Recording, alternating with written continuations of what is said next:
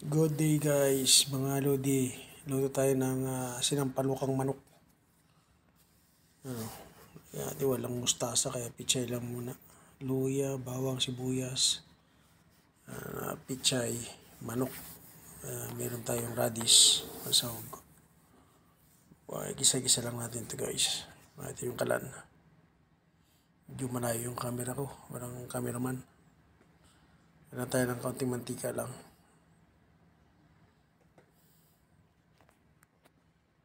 Tapos lagyan natin yung bawang guys. Pag medyo mamoy na yung bawang, susunod na natin dyan yung sibuyas. Yan guys. Sibuyas na puti na ginamit ko. Medyo mura-mura yan.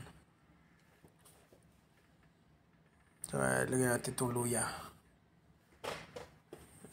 Gisa-gisa lang guys. Paamoy lang natin yan. Pagka medyo maamoy na yung amoy na sibuyas, bawang sa kaluya, ilagay natin itong manok. Gisa lang natin yan guys. Manok. Sariwa yung manok na yan guys. Kakatay lang. Pero hindi siya native. Bagong katay lang.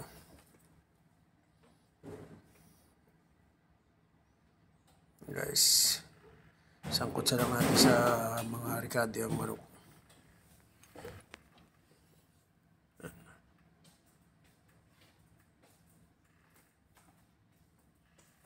Lagyan natin ng patis pampalasa.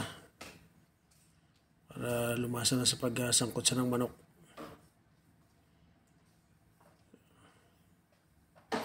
Takloban muna natin guys para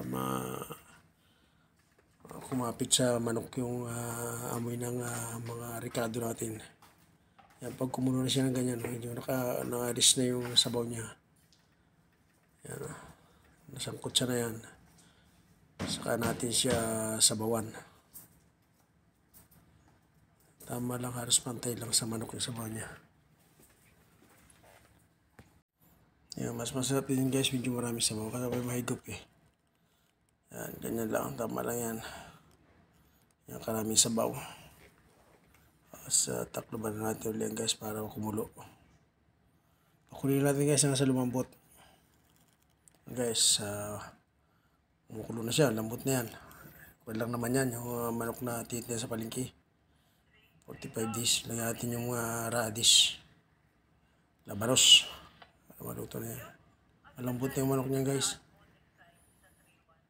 Isang kulo, silang kulo lang yan. Halo na. Lagyan natin ilagay na natin yung gulay na pichay.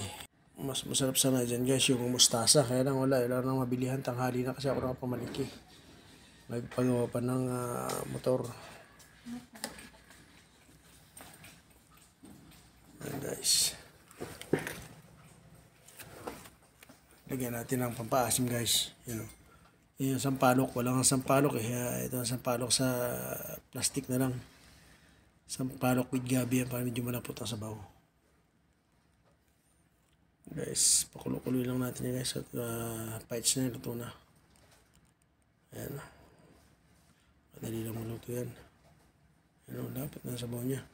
Sarap. Tikman natin guys kung okay na. Okay na guys. Panalo. Okay na sa alright. Sarap. Guys. Ito na yan guys. Kaya tayong kumain parang halian.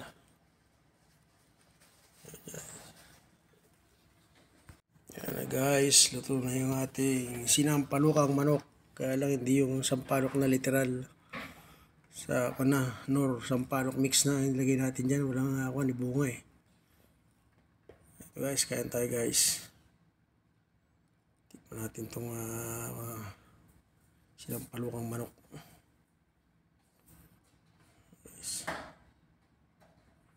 Ang sabaw niya guys. Panalo sa sabaw guys.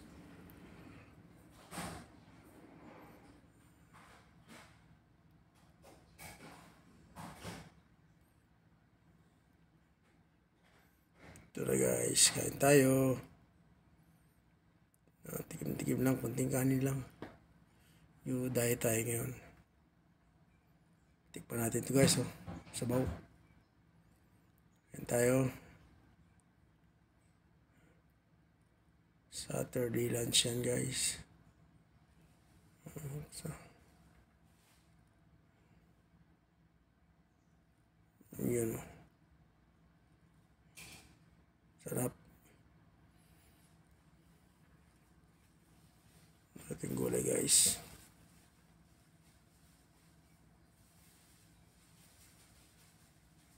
Bilis lang makaluto. Diba? So, yung sarili luto, alam mo talaga na maayos. Kaysa bibili ka ng mga luto-luto mo ulam sa karinderya. Hindi mo alam kung paano niluluto ng mga yan. Guys.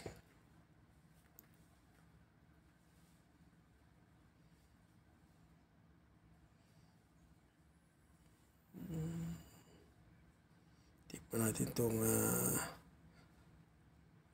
kanya tawag dito. Thai part. Manok ba yun? Thai part. Tayo sabaw guys. Tikpan natin. Masarap ng sabaw niyan. Panalo. Sabaw. Sa lasa yung manok. Pag nagigisa talaga yung manok, talagang lasa-lasa mo. Uy, may komersyal. O, yan guys.